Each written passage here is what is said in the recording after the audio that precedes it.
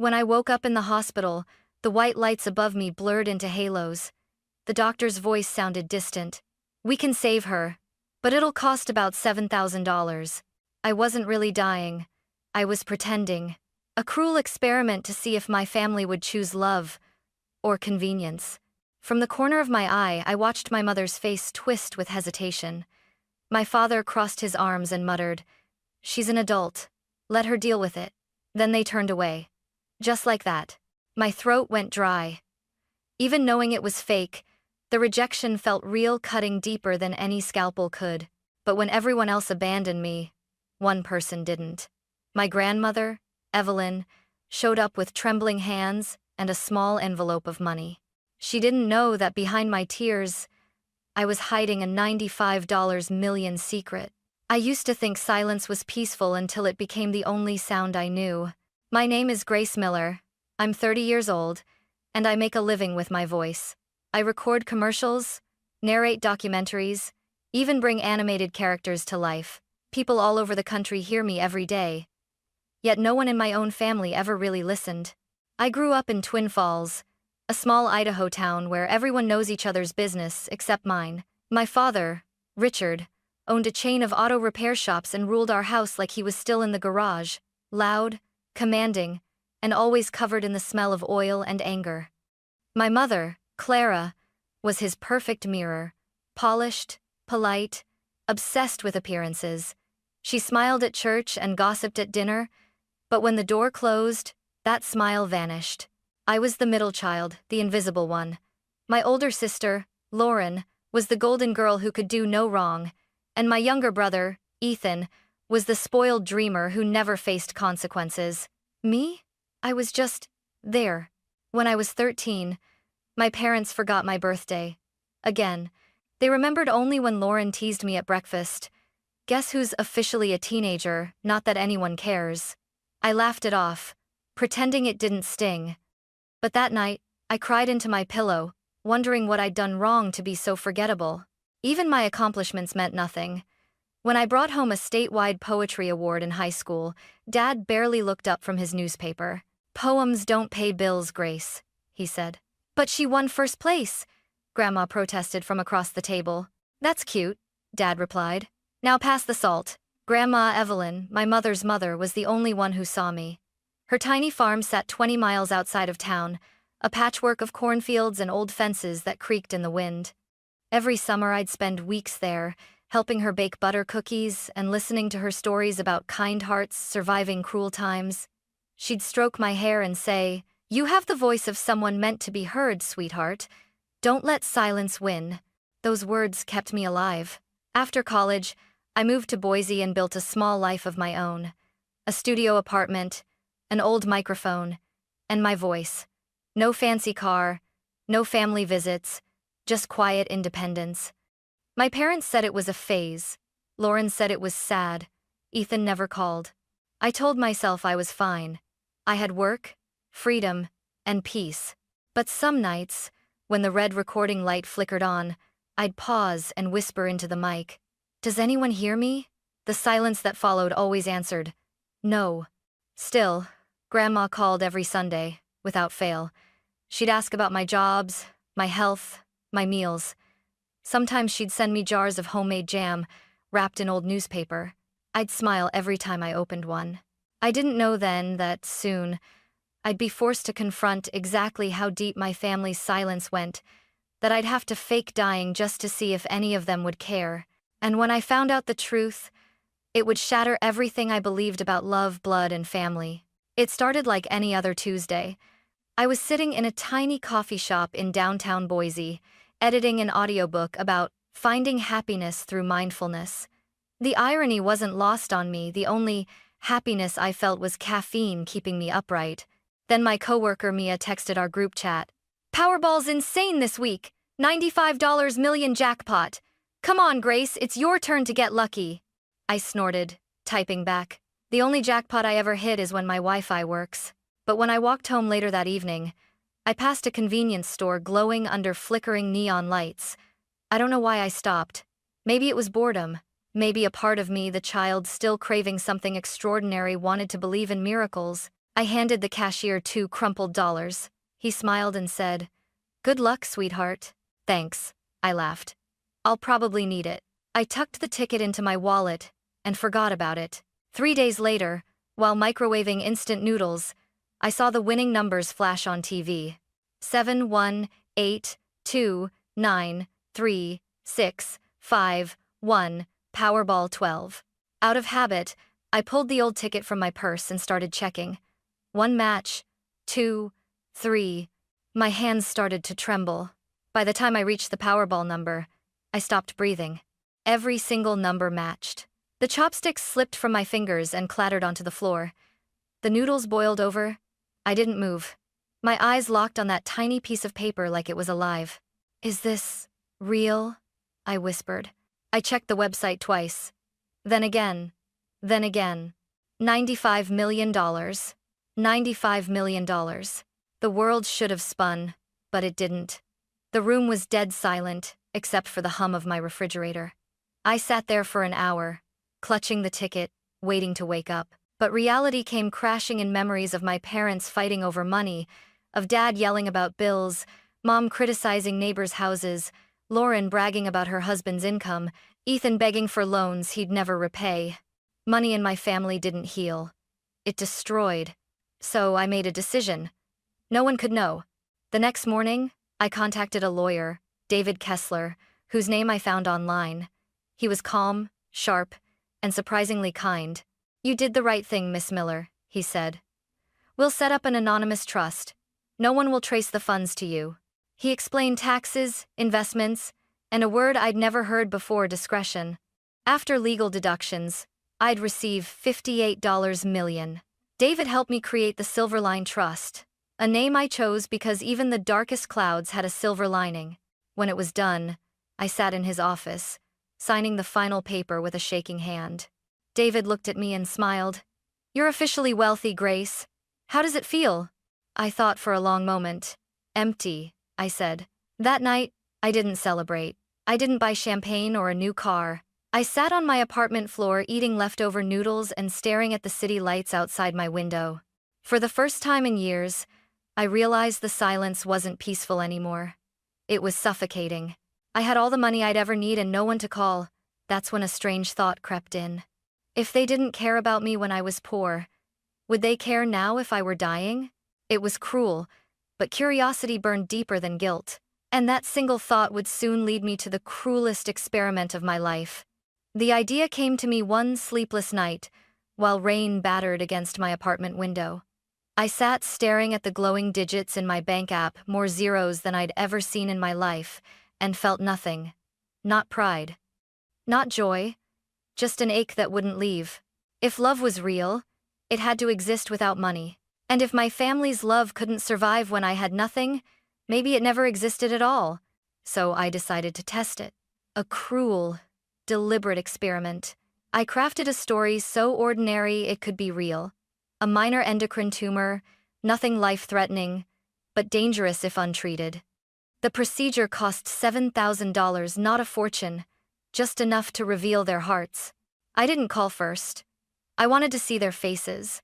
The drive back to Twin Falls felt heavier than ever before. The familiar landmarks, the water tower, the small diner where Dad used to take us for pancakes, the endless fields all looked faded, like memories that had lost their color. When I pulled into my parents' driveway, the porch light was on. For a brief second, I almost turned back, but I took a deep breath and walked in.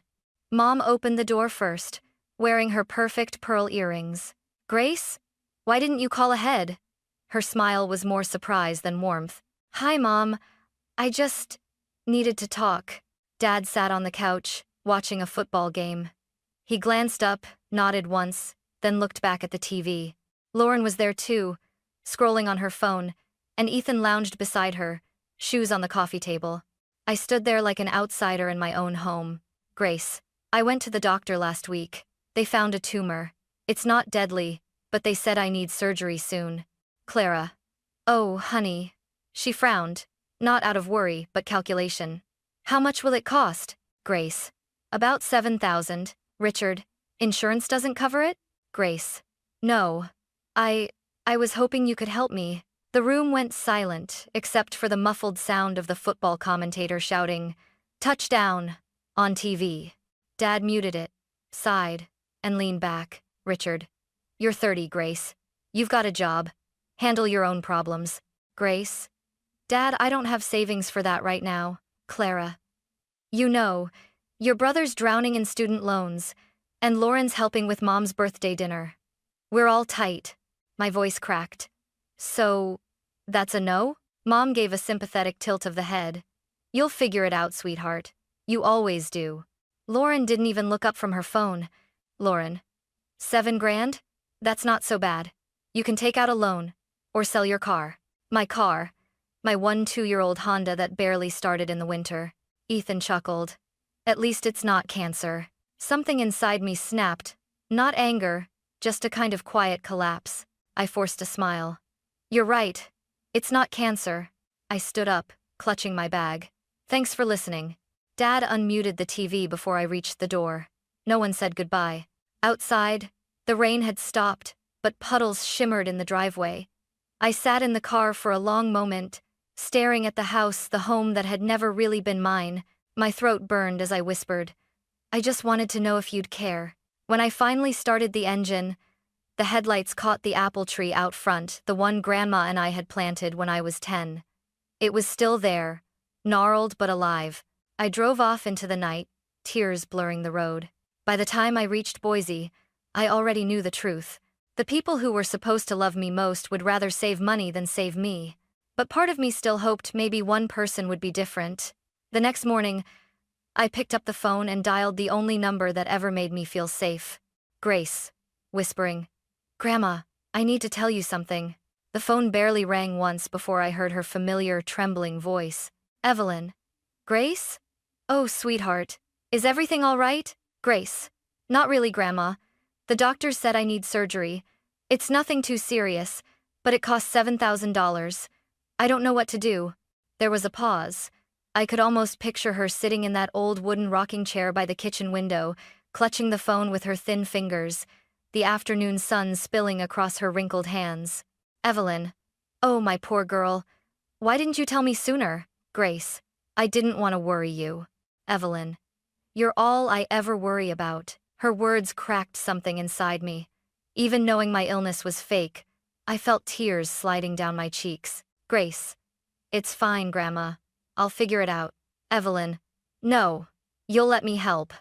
I tried to protest, but she had already made up her mind. "Evelyn. I'll come to Boise tomorrow morning. Don't you dare move from that bed." The next day, I waited at the bus station under a gray sky. When the old silver bus pulled in, I saw her tiny, fragile, with a worn brown coat and her hair pinned neatly. In one hand she carried a cloth bag filled with vegetables. In the other, a small tin box I recognized immediately. She smiled the moment she saw me. "Grace!" I ran to her and hugged her tight. She smelled like lavender soap and baked sugar. "Evelyn, you've gotten thinner," she scolded softly. "You're not eating enough." "Grace. I'm fine. Really." "Evelyn, don't you lie to me. I've been your grandmother too long for that." We took the bus back to my apartment. She looked around, nodding approvingly at my tiny space. "It's cozy. But where's the sunshine?" She pulled the curtains open, flooding the room with light. Then she reached into her coat pocket and took out an envelope secured with a rubber band. Her hands shook a little as she held it out to me. "Evelyn, there's $3,200 here. It's all I could get today. I'll find the rest somehow, maybe sell the old ring your grandfather gave me. It's just jewelry. But you're my girl." Ah, I froze. The air in my chest turned heavy. "Grandma, no. You can't. I can't take your money." "Evelyn." "Grace, listen to me. I've lived 82 years. What else is money for, if not to help the ones we love?" She pressed the envelope into my hands, her gaze unwavering. "You'll take it, and you'll get better. That's all I want." I broke. I hugged her, crying against her shoulder like a child. For a long time, she just held me, her frail arms stronger than anyone else's I'd ever known. That night, I made us tea. She brought out her tin box, the one that had smelled like heaven since I was little, filled with her homemade butter cookies. "Evelyn, Do you remember when you were 10 and we burned the first batch? Grace, laughing through tears. You blamed the oven, Evelyn. And you said maybe it was a sign we should eat ice cream instead. Smart girl. We laughed until my stomach hurt. For a moment, it felt like the world had reset, like all the loneliness, the rejection, the tests, and the lies had melted away under her warmth. Later, when she fell asleep on my couch, I stood by the window watching her. Her face looked peaceful under the dim light. In that silence, I realized something: she wasn't just the only one who cared. She was the only one who ever had. And I made a silent promise right then. Someday, somehow, I'd make sure Grandma Evelyn never had to worry about anything again. Even if she never learned that the poor, struggling granddaughter she'd just given her savings to was secretly worth $95 million. I couldn't stop thinking about her after that weekend. Grandma Evelyn returned to her small farmhouse in Twin Falls, leaving behind the envelope I still couldn't bring myself to touch. It sat on my desk, old, crinkled, wrapped in a rubber band, a reminder of everything money should mean. I stared at it for hours that night, the numbers glowing in my bank account feeling colder than ever. She had given me nearly all her savings, and I was sitting on millions. The guilt gnawed at me until it became unbearable. So I decided to do something that actually felt right. The next morning, I called my lawyer, David Kessler. Grace. David, I want to buy a house, but it can't look expensive, just warm, quiet, something with a garden. David, chuckling. You're probably the first lottery winner I've met who asked for something smaller. Grace, I don't want big. I want peace. After a week of searching, I found it: a cream-colored cottage on the outskirts of Boise, with a porch, 3 bedrooms, and a little patch of land filled with wild lavender. The moment I saw it, I thought of Grandma's soap, her scent, her warmth. It felt like her. I bought it the next day, paid in full. No one but David knew. Then I drove to Twin Falls and knocked on Grandma's door. She opened it, surprised. Grace, what are you doing here on a weekday? Grace, I want to show you something. Evelyn, you didn't buy another sickly plant that needs my advice again, did you? Grace, laughing. Maybe, but you'll have to see for yourself. She grabbed her coat and followed me into the car, still confused. During the drive, she kept asking questions I wouldn't answer. You're smiling too much, she teased. What kind of trouble are you hiding, young lady? When we arrived, I parked in front of the cottage. The afternoon sun painted the lavender fields gold. She stepped out slowly, her hand covering her mouth. Evelyn. Oh, Grace, it's beautiful. Who lives here? Grace. We do. She blinked, not understanding. Grace, you can't mean... Grace. Yes. It's ours. I bought it for us. You're moving in with me. Her eyes filled with tears, the kind she tried to hide behind laughter. Evelyn. Sweetheart, no. I can't let you spend your money on me. Grace. You already did, Grandma. You gave me everything that mattered. She reached for my hand, trembling. You're sure? Grace. I've never been more sure of anything. That afternoon, we sat on the porch steps, sipping tea while she watched the wind dance through the lavender. It smells like heaven, she whispered. You remembered. We spent the next few days moving her belongings, her rocking chair, her photo albums, and that tin cookie box that somehow made every place feel like home. I helped her hang her favorite curtains in her new room. She insisted on paying for groceries, which led to an argument that ended in laughter and cookies. At night, she'd hum old songs while I worked on voiceover projects upstairs. For the first time, my apartment's loneliness was replaced by the soft clinking of her teacup, the quiet rhythm of life shared with someone who truly cared. It wasn't about the money anymore. It was about belonging. Sometimes, I'd wake up early just to hear her humming through the kitchen, the smell of bread filling the house. She'd look at me and smile. You finally look happy, Grace. And maybe, for the first time in my life, I was. But even as peace settled into our lives, a part of me couldn't forget the silence that had greeted me at my parents' house, the blank stares, the indifference, the way they turned away for $7,000. That wound still pulsed beneath the calm surface. And soon, something would happen that would rip it open again, this time, in front of the whole town. The following months felt like a dream, not because of the money, but because of how simple life had become. Every morning, I woke to the smell of coffee and Grandma Evelyn singing off-key to her radio. She'd hum some old country tune while trimming the lavender, and I'd record voiceovers upstairs, smiling to myself. For once, the house wasn't filled with silence. It was filled with life. But inside me, a storm was still brewing. I couldn't forget that night at my parents' home, their cold expressions, my father's voice telling me to handle my own problems. The memory replayed whenever I looked at the old envelope Grandma had given me. One evening, as we sat on the porch, Grandma told me about a neighbor back in Twin Falls. Evelyn. Poor Mrs. Dalton. Her roof's been leaking for months. The town keeps promising to help, but no one ever does. She lives alone, you know. Grace. No one's helping her? Evelyn. They say there's no budget. There's never a budget when it's the poor who need it.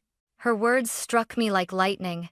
All this time, I'd been hoarding my secret, terrified of how my family might twist it. But maybe, just maybe, I could use it for something that mattered. The next morning, I called David Kessler. Grace. I want to start something, a foundation. Quiet. Anonymous. Focused on helping the forgotten. David. We can do that. What do you want to call it? Grace. Silverline Hope. Over the next few months, the foundation took shape. The first project, scholarships for underprivileged students in Twin Falls. The second, a new town library, something my high school never had. The third, and largest, a community health clinic, offering free basic care and low-cost treatment. It felt poetic, the illness I'd faked, becoming the inspiration for real healing. David handled the logistics. I stayed anonymous. When construction began, he sent me progress photos. Steel beams, white walls, a sunlit waiting room. Every picture made me cry. Then, one day, an envelope arrived in the mail. Inside was an invitation from the Twin Falls City Council. The Silverline Hope Community Clinic will open this Saturday. We'd be honored if Miss Grace Miller, the foundation's anonymous benefactor, would attend. I froze. I'd never planned to reveal myself, but when Grandma read the letter, she smiled. Evelyn, you should go. You gave that town something beautiful. Don't hide from it. Grace. But what if they're there, Evelyn? Then let them see who you've become. So we went. The morning of the ceremony was bright and golden, the kind of day that made Twin Falls look almost innocent again. The new clinic gleamed at the edge of town glass doors, white pillars, a little garden out front. We sat quietly in the back row. Grandma wore her green knitted sweater, holding my hand like she used to when I was a child. Evelyn. It's beautiful, Grace. I'm proud of you, Grace. You're the reason I did it. Before I could say more, my heart dropped. My parents walked in, followed by Lauren and Ethan. They hadn't seen me yet. Mom looked immaculate as ever, her hair perfectly styled. Dad's stride was as stern as always. Lauren was pushing her baby stroller, and Ethan looked half awake, scrolling his phone. I sank lower in my seat, but fate had other plans. Halfway through the mayor's speech, he announced, "And now, we invite the benefactor whose generosity made this clinic possible, Miss Grace Miller." I froze. Grandma's eyes widened. Evelyn. Grace? Grace, whispering. I didn't know he'd do that. People turned, clapping. My parents' heads whipped around. Their eyes widened, confusion, disbelief, then shock. I stood up slowly, my knees trembling, and walked to the podium. The sunlight pouring through the glass caught the tears I was trying to hide. I took a deep breath and spoke. Grace, a few months ago, I was lying in a hospital bed. I needed $7,000 for treatment. My family said no. They had their reasons, maybe fear, maybe pride. But I realized there are others like me, people who get turned away because help costs too much. The crowd fell silent. Even my voice quivered. But I didn't stop. Grace, today, I'm donating $5 million to make sure no one here is ever turned away again. The room erupted in applause. I saw people crying, hugging, cameras flashed. But all I saw was my family frozen, pale, speechless. Dad's jaw clenched. Mom's lips parted in shock. Lauren's mouth fell open. Ethan's phone slipped from his hand. I looked at them one last time and said, Grace, sometimes You have to lose love to understand who deserves it. Then I stepped down from the stage, returned to Grandma's side, and squeezed her hand. She looked at me with tears in her eyes and whispered, "Evelyn, you did the right thing, my girl." The applause still thundered behind us, but all I heard was her trembling voice, soft, proud, and full of love. That was the day the whole town learned who Grace Miller really was, and the day my family realized what they had thrown away for the price of $7,000. That night, after the ceremony, I thought the noise in my head would finally fade, but it didn't. Every cheer, every handshake from strangers replayed in my mind like echoes in an empty hall. None of them mattered. The only faces I couldn't stop seeing were theirs, my parents' faces frozen in shock, my sister's fake smile slipping, my brother's eyes wide with disbelief. I told myself it was over. I'd said what I needed to say. I'd made my point. But then my phone rang. "Dad." I stared at the screen for a long time before I answered. "Richard, where are you?" His voice was cold, tight. "Grace, driving back to Boise." "Richard, no. Come home now. Your mother and siblings are here. We need to talk." It wasn't a request. It was a command. I looked at Grandma sitting beside me in the passenger seat. She'd been quiet the whole ride, watching the dark highway roll by. She reached out and touched my arm gently. "Evelyn, you don't owe them anything, Grace." "Grace. I know. But I need to hear what they'll say." The house looked exactly the same porch light, the same chipped mailbox, the same coldness seeping from its walls, but stepping inside that night felt different. Everyone was waiting in the living room like a courtroom scene. Dad in his armchair, jaw tight. Mom perched on the couch, hands clenched in her lap. Lauren and Ethan against the wall, whispering to each other. No one greeted us. "Richard, sit down." "Grace, I'll stand." The silence stretched, thick enough to choke on. Finally, Dad spoke. "Richard, you owe us an explanation. That clinic, the donation $5 million? Where did that come from?" I met his gaze steadily. "Grace, from the lottery. I won it months ago. 95 million. Mom gasped. Lauren's eyes widened. Ethan's mouth literally dropped open. "Clara, 95 million? Grace, after taxes, about 58. It's been handled legally through a trust." The room went dead still. Then, one by one, their expressions shifted. Shock melted into calculation. Dad leaned forward, his voice suddenly soft, too soft. "Richard, Grace, you should have told us. We could have helped you manage it properly. I know the business world. We could invest together. Maybe open another auto shop or a franchise." Mom nodded eagerly. "Clara, your father's right. We're family, sweetheart. Families share things." Lauren crossed her arms, pretending nonchalance. "Lauren, I'm opening a boutique downtown. It's small, but with just a little help. Ethan and I could use a car, just something nice for work. You know, a BMW or whatever, nothing crazy." I stared at them, each taking turns asking, demanding, scheming. Not one of them asked if I was happy, or how I'd been living, or even why I'd kept it a secret. It wasn't love they felt now. It was hunger. "Finally," I said quietly. "Grace." "No." Everything froze. "Richard." "Excuse me?" "Grace." I said no. "I'm not investing. I'm not lending. I'm not giving you anything." Mom's face fell into shock. Lauren scoffed. Ethan muttered, "Unbelievable." Dad slammed his palm on the table. The sound echoed through the house. "Richard, don't you dare talk to me like that. We raised you. You think you'd have made it this far without us?" "Grace. Raised me? You ignored me. You left me to rot when I asked for $7,000 to save my life." "Richard. That was different." "Grace. No. That was the truth." The room erupted, voices overlapping, accusations flying. Mom cried. Lauren shouted something about family loyalty. Ethan muttered curses under his breath. And then a voice cut through the chaos. "Evelyn. Enough." Every head turned.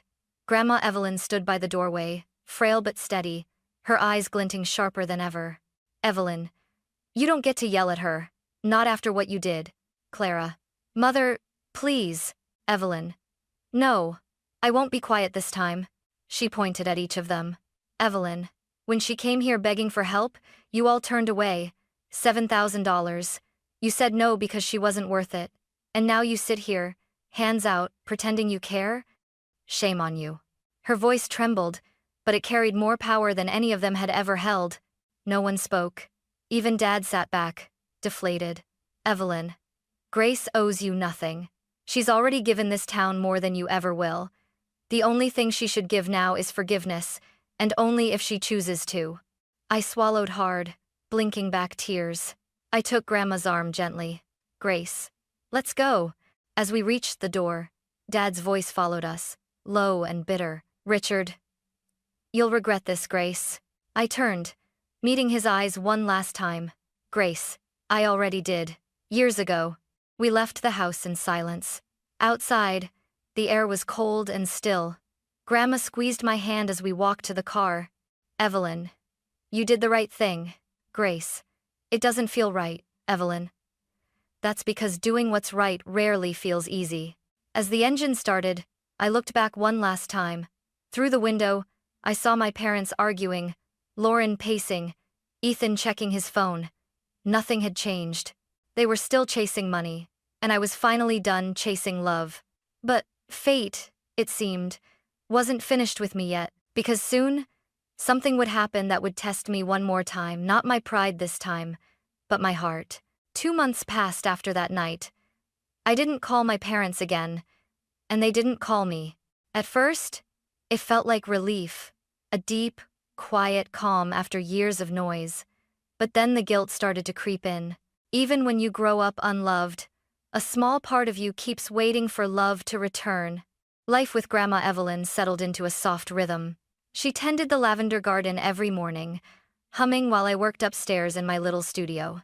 Some nights, I'd sit beside her on the porch, the air filled with the smell of rain and cookies, and I'd almost believe that the world had forgiven me.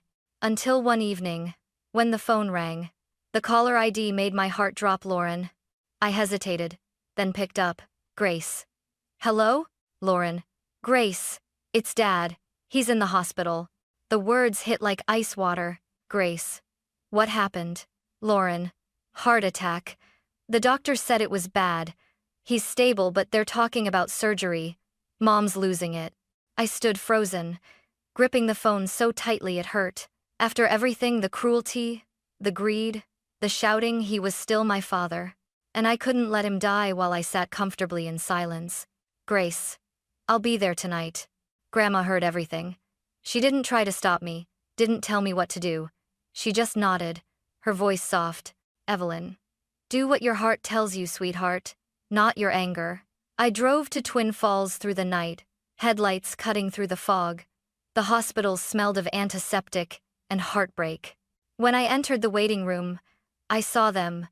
Mom pacing, Lauren crying quietly, Ethan sitting slouched in a corner, his phone nowhere in sight for once. Mom turned the moment she saw me. Her eyes were red, her voice cracked. Clara. Grace. You came. Grace. How is he? Lauren. They need to operate soon. It's expensive. Tens of thousands. We don't have that kind of money. The unspoken question hung in the air. They didn't ask directly, but I could see it in their eyes. Will you pay? I didn't answer right away. Instead, I went to find the doctor. He was kind but blunt. Doctor. We caught it in time, but he needs immediate surgery. The hospital requires payment up front. I nodded slowly. Grace. Send the bill to this name, Silverline Hope Foundation. Tell them it's urgent. He blinked in surprise. Doctor. You're the donor? Grace. Doesn't matter. Just make sure he gets what he needs. I signed the paperwork under the foundation's name. It was anonymous, invisible, just like I'd always been. For 3 days, I stayed in the hospital, sleeping in chairs, bringing Mom coffee, helping where I could. They never knew I'd paid the bills. When the surgery ended, the doctor told them the good news. Doctor, your husband's stable now. If the payment hadn't gone through so quickly, we might have lost him. Clara. Payment? But who? Doctor. An anonymous benefactor. Mom's eyes filled with confusion. Lauren frowned. Ethan just whispered, lucky us. I didn't say a word. When Dad woke up, he looked at me weakly from his bed. For the first time in my life, his eyes didn't hold disappointment or control, just exhaustion. Richard. You came, Grace. Of course I did. He nodded, too tired to speak more. I held his hand for a moment. It was cold, fragile, and in that moment, all the anger I'd been carrying began to dissolve. A week later, we returned home to Boise. Grandma was waiting on the porch, her eyes knowing before I even spoke. Evelyn, you paid, didn't you? Grace. I couldn't let him die, Grandma. No matter what he did. Evelyn. That's love, Grace. Real love, the kind that doesn't need to be deserved. I smiled sadly. Grace. Please don't tell them. I don't want them to feel they owe me anything. She hesitated, then said softly, Evelyn. Some truths must be known, not for your sake, for theirs. 3 days later, she proved her point. I was baking cookies when Grandma came into the kitchen, holding the phone. Evelyn, it was your mother, I told her. My heart stopped. Grace. Grandma. Why? Evelyn. Because people can't repent if they don't know what they've been forgiven for. That weekend, the doorbell rang. Standing there was my entire family. Mom's eyes were swollen. Dad leaned heavily on his cane. Lauren held her baby, and Ethan kept his head down. Clara. Can we come in? I nodded. The Lavender house had never been so quiet. They sat around the table, awkward and small, like strangers. Then Mom spoke first, voice trembling. Clara. Grace. We know what you did. For your father. For the clinic. For all of it. And I don't have words big enough for how sorry I am. Dad looked down. Shame written across his face. Richard. I was wrong. About you. About everything. I thought strength meant control. I didn't see that it meant compassion. Thank you for saving my life. Lauren sniffled, her mascara smudging. Lauren. I was jealous. Of your independence, of how Grandma loved you. I took it out on you. I'm sorry. Ethan finally looked up. Ethan. I've been stupid. All I ever did was take. But you still helped us. I don't deserve to be your brother. Tears blurred my vision. For years, I had dreamed of hearing these words: apologies, understanding, remorse. Now that they were here, they didn't feel like triumph. They felt like release. Grace. I'm not angry anymore. I just wanted you to see me. Not my money, not what I could give me. Mom reached across the table, taking my hand. Clara. We see you now. For the first time, I believed her.